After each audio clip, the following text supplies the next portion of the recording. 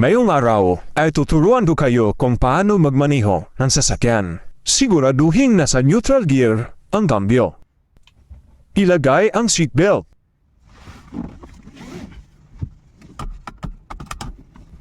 Kunin ang susi.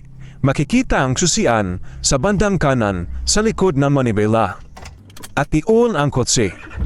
Sa bandang paanan ay may 3 tapakan, isa sa kaliwa, isa sa kanan, at isa sa gitna. Hawakan ang kambyo na makikita sa gawing kanan. Apakan ang nasa kaliwang tapakan habang nakabang naman ang kanang paa sa kanang tapakan. Hilaing pakaliwa ang kambyo at itulak pataas at dang-dahang bitawan ang handbrake at dang-dahang bitawan ang kaliwang tapakan sa kaliwang paa habang diinan ang tapakan sa kanang paa. Ayos, andar na.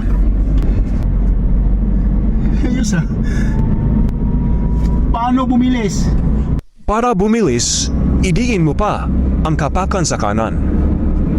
Okay. Ang saya pala matutong mag-drive. Paano huminto? Magpreno?